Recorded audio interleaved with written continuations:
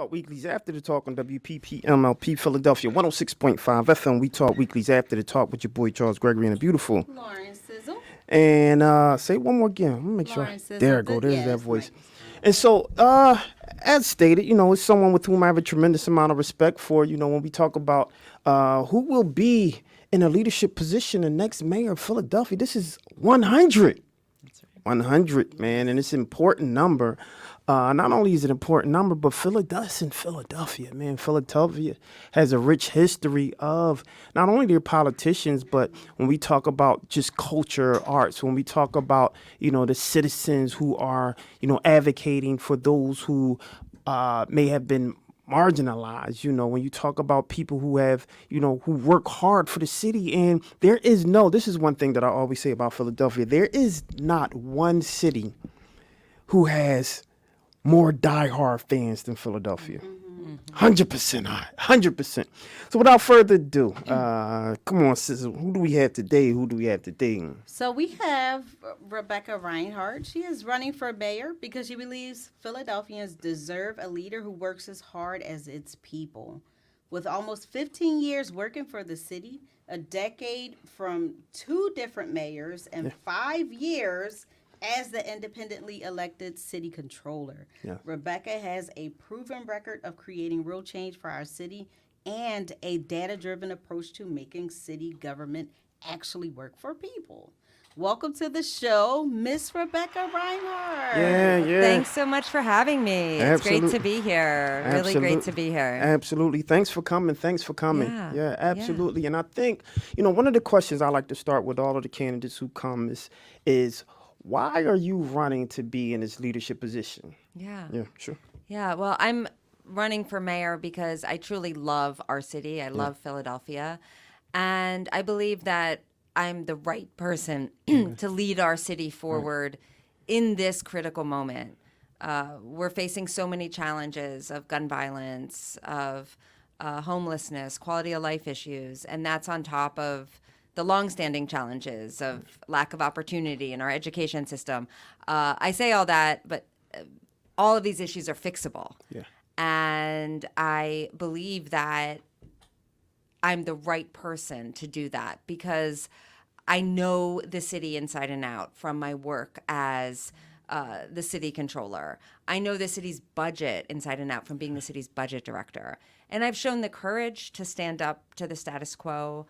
I've gotten into quite a few political fights as the city controller, and I believe we need a strong leader right now to fix the issues, to make our city work.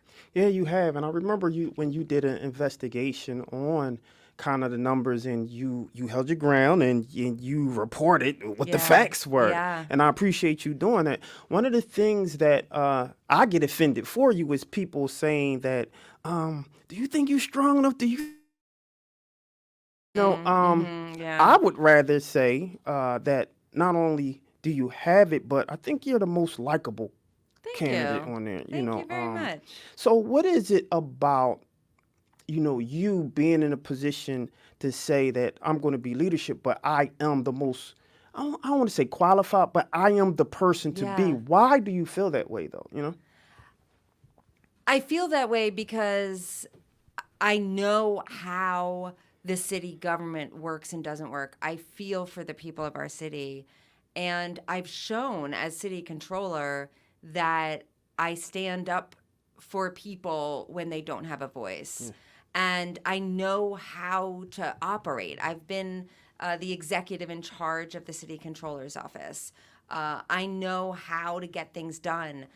As mayor, that's what we need. We need a mayor that will tackle these issues, that knows how to get it done, but also wants to change things. I mean, I've called out so many issues as city controller with racial inequities in service delivery and trash pickup by neighborhood, and I've done work around gun violence and called on the mayor to do more now. But that's where my power ended. And as mayor, I can make the change happen. And I think the leader we need right now has to be ready to hit the ground running on day one. Okay, I'm ready. Gotcha. The next mayor needs to have the courage to stand up to status quo government and the entrenchment, and I have that. And our next mayor needs to have vision. And my vision for our city is to have a safer Philadelphia, to have a cleaner Philadelphia, so that the beauty of our city truly shines through.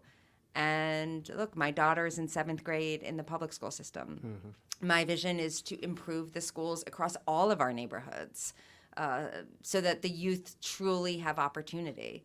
And my vision is to have a really well-run city government so that the trash is picked up, the streets are paved, there's street lighting. Like, we can do this. And we have an amazing, amazing city. We do. But we have to fix these issues. And I do feel that I'm the right person to lead our city. Cool. So why don't we go or jump straight into what is your platform? Clearly, because I think a lot of the candidates talk about like the different pull quotes and their things that they want to jump on, but not clearly explain what their platform actually is. So why don't you tell for all of our listeners and viewers, what is your platform? Yeah. So my platform, number one, top priority is to make our city safer. We have to tackle the gun violence, and we can. I've laid out a plan to implement the intervention strategies that have been shown to work in other cities, basically offering a way out for the young men in the life of violence, employment and services. And what's been found is the vast majority of these young men want a way out, with consequences if they don't take it. But the vast majority want that way out. And then also on the gun violence issue, I'll pull together the DA and the police commissioner and say, look, we need to get on the same page. Interesting. We need to get on the same page with tackling and cracking down on illegal guns. And everyone right now is sort of doing their own thing. And the mayor's job is to convene. And I'll pull them into the room and say, we need to figure this out. Right. The police have doubled the number of arrests for illegal carry, while the conviction rate for those cases has gone from 65% to 42%. Now, I've talked to D.A. Krasner, and he said, well, the police cases aren't good enough. Well, okay, so then let's all get in the same room and figure out what needs to change on that. And then the second part of my platform is fixing the schools and creating opportunity. Need to fix the schools and create job pathways from our poorest neighborhoods to growing industries. We have a really quick, fast-growing life sciences industry in West Philly, and we need to create those job training and job pathway programs so that we actually have one economy in our city. Not two, not an economy that's the center city economy and then neighborhoods that don't have the same opportunity.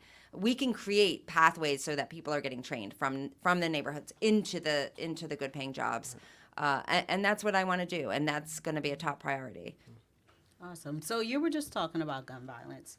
And I just wanted to say that when I first learned about Rebecca Rhynhart, that was when I was doing a couple projects for my journalism program that I just finished up, and I had to report a lot on crime and safety, and I used your map in Philadelphia's gun violence. Okay. So can you talk a little bit about that? Because that's one of the number one concerns with Philadelphians is gun violence and public safety. So could you talk about the Mapping Philadelphia gun violence initiative that was started, and then just talk about what are your plans for gun violence and public safety in Philadelphia? So back in 2019, I started doing work around gun violence as the city controller. And it's not the typical area of a controller. The controller is the financial watchdog. But I felt as a mom, as a resident of our city, that I needed to lean in on this because kids are dying. And I felt strongly that if this were happening in predominantly white neighborhoods in our city, there would be intense urgency around fixing it. And I didn't see that same urgency. And I felt that is unacceptable, and I have to do everything I can possibly do to stop this gun violence crisis. And so the mapping, after I did reporting on what works in other cities, the intervention strategies, the group violence intervention, cognitive behavior therapy, street outreach, after I urged the mayor to do that, then I started a mapping tool in my office that what we did was we pulled the data from the police department, from the courts, and created a live feed which tracked every homicide, every shooting. And then you can sort it by elementary school catchment, by neighborhood. You can see where the violence is occurring. And my goal with that was to keep attention on this crisis. That you can look at the hotspot areas. You can pinpoint down where the gun violence is the highest. And even where I announced my run for mayor was in the middle of a hotspot that was identified through my office's mapping. So that is where that came from, and I kept doing more and more work around gun violence, doing everything I could possibly do. So my plans on this, day one, I would open the city's emergency operations center. That allows me as mayor to coordinate not just the police department response, but also the streets department to fix street lighting, library to put after-hour library programming in the neighborhoods most impacted by the violence, rec programming to have expanded rec hours in those neighborhoods. We have to give teenagers and kids things to do. And trauma treatment. The city spends $1 billion a year on behavioral health services, but it doesn't get to the people most in need, and we need to fix that. And I'm going to fix that. So these are all of my plans around gun violence. I'm confident that we can get this down. I've committed to cutting the homicide rate in half by the end of my first term, and I believe that I can do it, that we can do it. Interesting, Awesome. interesting. Go ahead. You have another question? Oh no, I was just gonna say I love the the collaborative efforts and all that went into like putting this, because it was very extensive. Like it was so extensive. I could go in there and like kind of not just look at things on the on the surface, but like diving deep into like the hot spots, like you said, and then I could go over to the police for what they were working on and their reports and all that, and the things that they were implementing, and just see that how it was, just kind of showing, the data, and then how it was kind of just like coming together. Like you could tell you were working together. Yeah. Yeah, for sure. Thanks for that.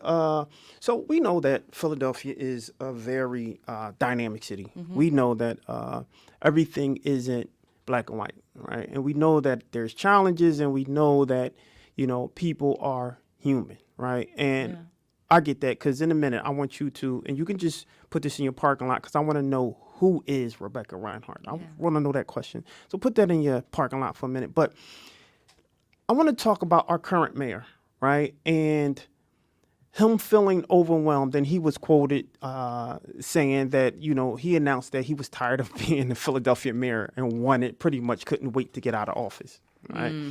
And that was something that triggered a lot of people, right? When you heard that, what did you think? And two, knowing what you know now and how dynamic Philadelphia is, how do you believe you would have handled that situation? Well, it was a horrible statement. Yeah. To me, Philadelphia needs a leader more than ever. And when a city is struggling, that's when a city needs its mayor the most. Right. To me, that statement was similar as if, you're a parent and your kids are struggling. You got teenagers that are difficult, and you're like, I'm done. Yeah. Like, you don't do that. Yeah. That's when you lean in and you say, no, we're going to get through this together, but you're not going to go away. And to me, being the mayor of Philadelphia means being 150% committed to loving this city, to loving the people in our city. And you know what? We are going to fix it together. That's right. Yeah. Yeah, that's right. That's right. Who is Rebecca Rhynhart? I am a very compassionate, driven, focused person. I came back to Philly in '08 to make Philadelphia government work. I believe strongly that government needs to work for people. And, I think that that's what drives me. Right. And I feel strongly also that I need to use my voice for people that don't have that platform themselves. And that's what motivates me. And I'm people would describe me as very with a lot of tenacity, a lot of grit and resilience, and also with a fighting spirit, which yeah. No doubt. Yeah. So a lot of the commercials that you've been doing have been including former Mayor Street and former Mayor Nutter. Yeah. How did you bring those two together? Polarity, right? Yeah. How? How'd she get those two Completely together? different, right? I love it. Very different, very different. So I obviously Mayor Nutter I worked for a number Right. of years. So I worked for Nutter, and I actually worked 1 year for Mayor Kenny. But I've known Mayor Nutter for a long time. Mayor Street I met after I won the controller's race in 2017. I met him, started talking to him, and he invited me to guest lecture his class at Temple. And we just started a banter in that class that then we started having lunch every few months. And I really, really appreciate Mayor Street's commitment to the neighborhoods and what he did for our city. And I developed a really good relationship with him. Separately, I asked for their support, their endorsement. And then I started to broach the topic of, what about getting the two of you together? That's funny. which took a few weeks to Yeah, pull I'm off. Yeah. But they talk now. So Oh, that's awesome. Yeah, It's yeah. like you created a whole relationship with these two. yeah, and I think that convening power, that ability to connect is important. Yeah. Hopefully you can do that for the city, because it's a lot of polarity within the city. That's right. right. That's right. And so, so the reason, our line of questioning, sometimes we ask the hard questions, but we like to humanize the candidates, Yeah. right? I think oftentimes when it comes to a lot of the panels, you guys are riddled with these questions. Right. And, you. But we like to say there's another side. The thing that is the I guess the tipping point to who should be the mayor, right? Mm-hmm. Because I think what happens oftentimes, and if you look at honestly, if I'm being 100% transparent, 90% of the candidates running I believe are qualified. And I think that most of them will do a pretty decent job. It's who will do the best job and who will I like as being Yeah. in that leadership position that I can trust, right? In Philadelphia, in polls and stats, that's coming out that feels that Philadelphia don't trust the current leadership. They don't trust the leadership in Philadelphia. What do you think you could do as mayor to win that trust back from the citizens? I think the key to winning back trust is to keep your word. And I think that government often does not keep its word. 100%. And I'll give an example that when, I supported the soda tax because I support pre-K and community schools and improvements to our rec centers. But as controller, when I started to see the data come in from my office that less than 50% of that money was being used for those three programs, I said, wait a second, that's not right. Like the mayor and others sold this tax to the people of our city to say this is going to fund pre-K, community schools, and improvements to Park and Rec. And now you're using less than 50% of it for that. So I called that out, and the mayor was like, I don't know what her problem is. And I'm like, my problem is that this is the problem. Yeah, my problem is that that there needs to be a compact between people and their government, and that's based on trust. It's a relationship, and it's very broken right now because political leaders just break it, and it's completely wrong. So what I'll do as mayor and what I've done as city controller is call it the way it is. Go out to the neighborhoods and say, I'm here for you. I am leading and represent you, and I say it the way it is. I'm gonna carry through for you, and that's why I do have community and activist support across our city. That I invite people into my office and say, look, I'm gonna do this, and you know what? If I get into 10 political fights with the people that are supposedly powerful, well, so be it. They didn't elect me. The people elected me. So I think that's the key. And I know that it's hard to rebuild that trust because people feel so, they just feel so taken advantage of by the government. And it's going to take some time. What I hope is that it's a healing process, and that over time, if I become mayor, that over time that trust will build. And it'll build every day, just like a relationship. For sure. What are your plans for arts and entertainment? Yeah, I was about to get in that. Oh, Yeah. So we have such a great city in terms of arts and entertainment.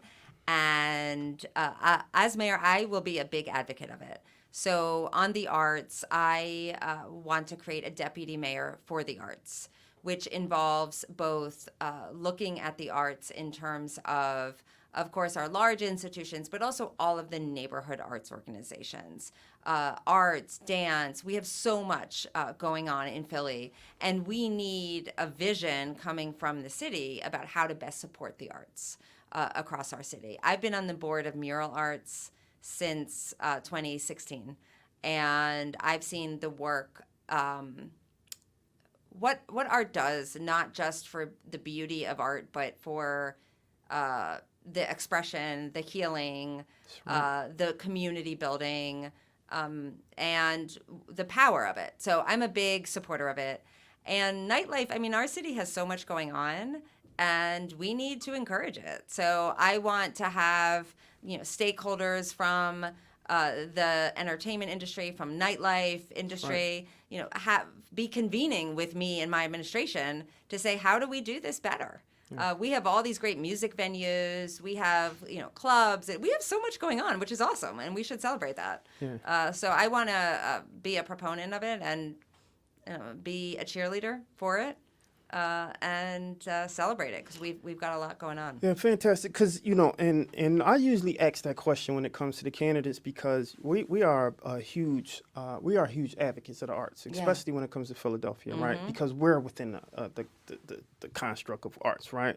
When we talk about, I believe that the arts makes everything sexy. You don't know anything without the arts, right? That's right. Especially when it comes to like even platforms like We Talk Weekly, right? And so what I guess the question that I'm curious is, what would you do to make sure that, smaller arts organizations are amplified? Because what tends to happen is, all the candidates or everyone talk about the arts, right? But they leave out the small arts platforms. They focus on, the legacy organization of arts, right? However, you get to not necessarily platforms like We Talk Weekly, but other platforms who are moving and shaking and creating the nightlife events and putting on, dances and have fine arts. And you go up Germantown, you'll see a whole kind of, beautiful multicultural section of artists. You go to West Philadelphia, 52nd Street, you see the same thing. You go to 60th Street, you can go to North Philadelphia and look on Broad Street. It's a lot of people who are doing dynamic things within the art, but not really being supported in that way. And what tends to happen also is you have this gatekeeper mentality, which is a problem, right? And if you are not on that forefront, or if you're not visible like our legacy organizations, then you're not taken seriously, right?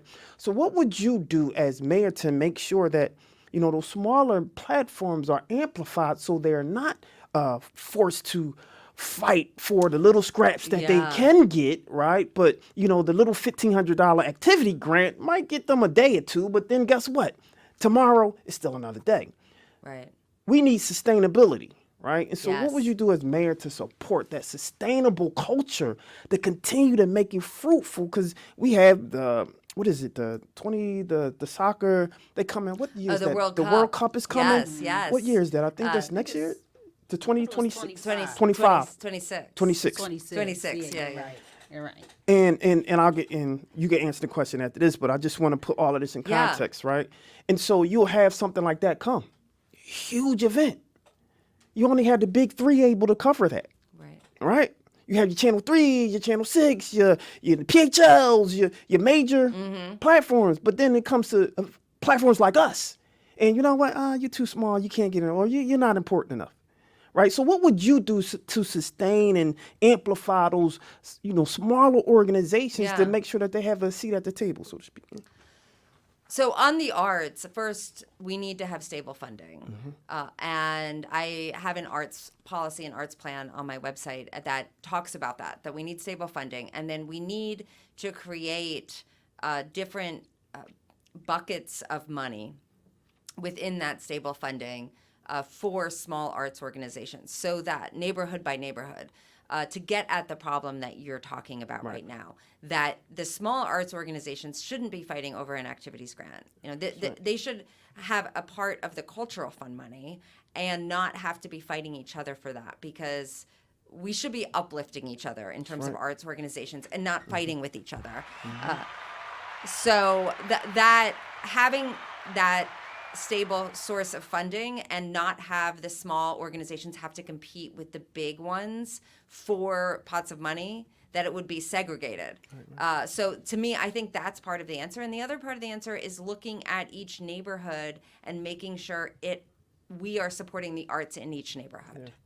Because when we look at it that way, then it's going to naturally happen that the city does not ignore the small arts on 52nd or Germantown, the places that you've just mentioned. And that goes right into the World Cup in 2026, because my vision for that is to have a celebration neighborhood by neighborhood. I love that. That. Round of applause for that. I love that. Yeah. Because we are a city of neighborhoods. That's right. And to me, it gets back to that part of my first 100-day plan is to clean every neighborhood, to make sure the trash is picked up and get all of the trash picked up and cleaning and greening, and then focusing in on every neighborhood. And the arts follows that. So that we can truly uplift and then, fix the schools and the more longer term create opportunity. But we're not healthy unless all of our neighborhoods are healthy. That's right. I love that. Yeah. So we have we talk weekly as a part of the WHYY NICE program, the neighborhood initiatives program. Okay. So we're a part of that, and one of the cohort members of Art Block had a question that they wanted to ask, and they said, how do you stand on your support for the Philadelphia Cultural Fund? Would you maintain the current PCF budget or increase it? And she said, could you explain your answer? And PCF is an independent 501c3 nonprofit established by the city in 1991, is the mechanism by which the city directly, consistently, and without political influence supports the city's nonprofit art sector and its community of artists. I want to say I think we got a grant from there in 2020 during Yeah. the pandemic when a lot of artists were out of work and weren't earning any money. Yeah. So I think we did. So my view on the cultural fund is that we need to make sure that it has ample funding and that it's not on the chopping block for cuts every single time there's an issue, because that's something that I've seen happen over and over again. For example, when the pandemic first hit, Mayor Kenny put out a budget that had severe cuts to the arts as well as tax increases. And at that time, I released an alternative budget, which said, you know what, we don't need these severe cuts to the arts, and we don't need to raise taxes. We need to manage the city better. If we actually managed overtime, for example, we could easily save $40 million a year. These are things that my office has called out as controller, but as mayor, I can implement them.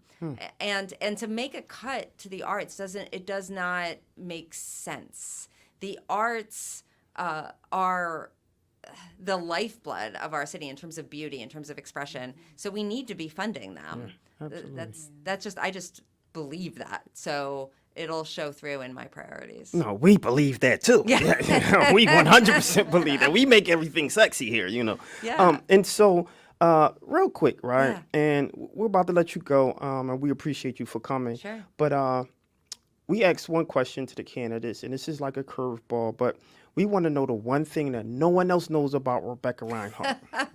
You know, sometimes they call it the Snapple fact, right? But what's the one thing no one else knows about Rebecca Rhynhart that you could tell the us? one thing that no one knows about me. I don't know what no one knows about me. Let's see. Gotta dig deep. High school job, I worked at Martin's Aquarium on Old York Okay. Road. I started as a fish catcher, but they put me on cash register after like 2 weeks because they said I had a good smile and people waiting in line, you know. So then but I balanced the books. I could balance the books. So then that was my, entry into finance. So there you go. There you go. Shout out.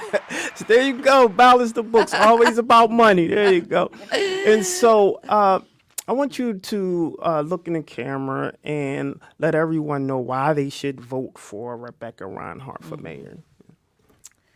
Well, I'm Rebecca Rhynhart, and you should vote for me for mayor because I truly am the right person to lead our city forward. I know the city's issues from my work at the city. I've shown the courage to stand up to the status quo, and I can fix these issues. I can make our city safer and cleaner and create opportunity, and I'll fight for you.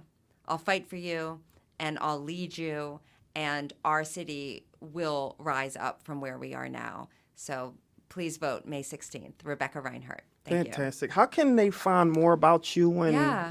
all that? So good stuff? RebeccaForPhiladelphia.com is my website, and that's all spelled out. So RebeccaForPhiladelphia.com. And please sign up on my website. We're knocking 200,000 doors across the city of Philadelphia. We would love to have the listeners and the viewers tonight join into that, and truly appreciate it. Fantastic, Yeah. fantastic. Yeah. Well, we reach over 200,000 people in the Philadelphia area, Yes. so make sure if one thing that we say too is that we haven't endorsed anyone. Who we support are people who we know are in the streets doing things for the community, right? And we see the people who are visible, and it's important for the community to feel that not only they're being supported, but they're not just being talked at, but they're being talked to. Right. And we understand that a lot of the citizens has lost hope. They have lost trust, and they feel that even oftentimes their vote doesn't even count, right? And so what would you tell that, on the, I guess, fence person about voting and why it's so important to vote? It is so important to vote because your vote is your voice. And voting is the foundation of the democracy we live in. And I can completely understand why people are jaded by it because of things that have happened. But please get out there and vote, because we can change things, and your vote can be the difference. It truly is that clear that if you come out and you exercise your right to vote, you can support me getting elected, and then I can fix the city. But but I will say it's important to vote. It really is. It's your voice. Don't lose your voice. Don't lose your voice. Without your voice, you're never going to create the change. So get out there and vote. Use your voice. Okay. Last question. You really have been managing those books and been a watchdog for that, right? You no longer are doing that. Mm-hmm.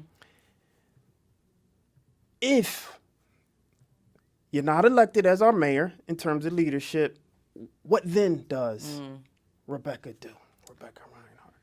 Well, I plan to win. Okay. But look, I think I want to help the city, and that's been my mission and my goal. I want to help the people of our city, and I'll continue doing that. There you go. Yeah. I love it. I love it. Well, there you have it, ladies and gentlemen. Rebecca Rhynhart, We Talk Weeklies After the Talk on WPPM LP Philadelphia 106.5 FM. We Talk Weeklies After the Talk with your boy Charles Gregory and a beautiful. Lauren Sizzle. And a beautiful. Rebecca Rhynhart. Thank you so much. Absolutely. So don't go anywhere. We'll be right back, y'all. We had a dynamic interview with someone who is anticipating being the next mayor, the 100th mayor, ladies and gentlemen. Yes, because this is what we do. We want you to make sure that you go out and vote. Go out to vote your voice.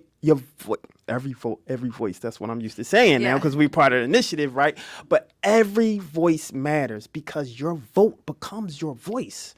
If you do not vote, then you can't say anything with whomever wins, which is important so you can reflect how you really feel, what you really feel in your vote. So make sure you go out and vote. And when is the vote? May 16th. May 16th. May 16th, ladies and gentlemen. Don't